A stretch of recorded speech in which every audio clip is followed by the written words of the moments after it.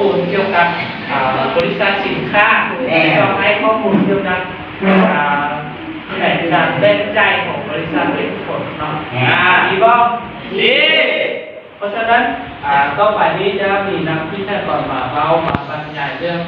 ข้อมูลของบริษัทเนาะให้ตั้งใจฟังเนาะนี่เป็นโอกาสที่ว่าดีแล้วจะได้เสียเวลามาฟังแล้วเนาะ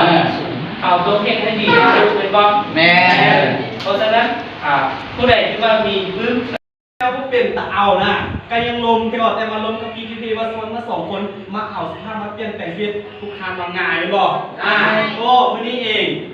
คือผู้สร้างความมั่นคงแล้วแข่งกันโคตรง่ายแล้วแต่ว่าทุกคนจะมั่นใจได้จะได้คือสินค้าทุกครั้งต้องเช็คเลยว่าสินค้านะมันเป็นสินค้าแบบไหนเที่ยวบอกสินค้ามันเป็นสินค้านวัตกรรมเทวของเรานี่เครื่องจักรไฮโดรลิซิสสินค้าโอเคบอกไฮโดรลิซิสนี้มันเป็นนวัตกรรมอินโนเวชั่นหนึ่งเดียวของโลกว่ามีใครสามารถก๊อปปี้ได้ว่ามีใครเหมือนใครมีซึมซับไวลงแก้มถึงน้ำลายประมาณ15 วิมันจะค่อยๆเพื่อเองซึมเองกับขนมเล็กน้อยแล้วสิ่งที่น้อยที่สุดในร่างกายของเขาตัวเอิ้นว่า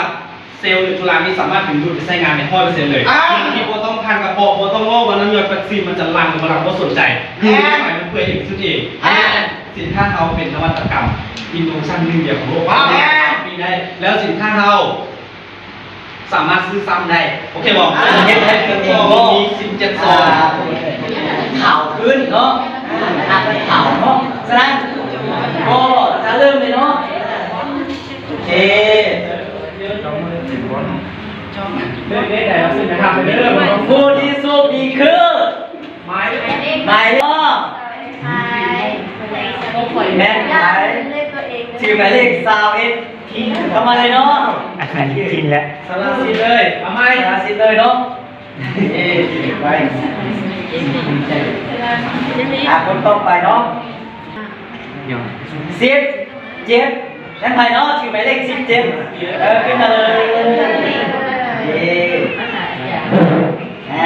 ทำงานเนาะดี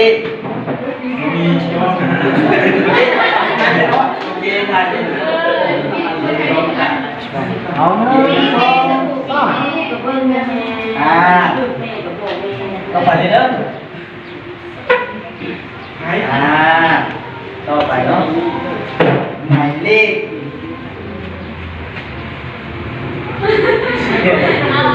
ต่อไปหมายเลข11หมายเลข11เนาะ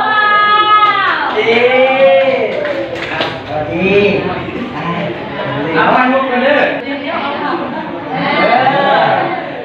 โอเค1 2ต่อไปหมายเลข3เป็นผู้ใดเนาะสุดดีเนาะโอเคสุดเลยใครคือโคตรโซบีบอกโอเคต่อเลยเนาะ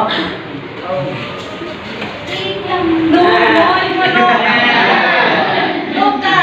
ดีใจมากที่ได้เห็นว่าหลายคนเป็นนี่เนาะวันนี้เป็นยังไงทุกคนภายในที่รู้สึกว่าตัวเองมาหน้าอยู่ที่นี่เป็นคัดเล่นข้อมือสู้ๆเด้ยกมือสู้ๆเด้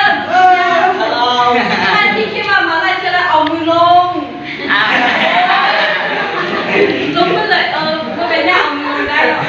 โอ้ดีเลยดีก็ให้ข้ออันนี้นะเอาอันนี้ว่าเนาะด้วยแล้วก็ที่เอาใช้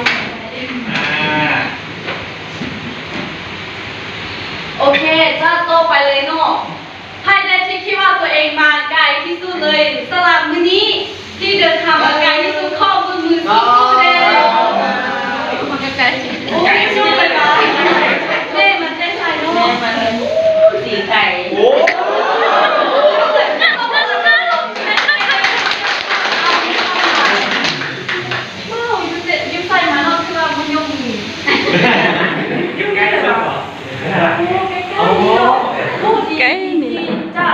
เวลาให้กับตัวเองมาหน้าอยู่ที่นี่เนาะทุกคนมาหน้าอยู่ที่นี่แล้วจะได้สิ่งดีๆกลับไปโบต้องคิดว่าเขามาเสียเวลาถ้าใครที่เข้ามาอยู่ที่นี่แล้วจะได้ชีวิตใหม่กลับไปแต่ว่าก็จะได้ชีวิตใหม่ทุกคนต้องตั้งใจฟังเนาะแล้วก็ขออนุญาตรบกวนอีกทีนึงเนาะที่เมื่อกี้นุ่งเศร้าขวาได้เบาแล้ว ษาเนาะทุกคนที่เราบอก แล้ว ยูนี่จะมีโกดหนึ่งให้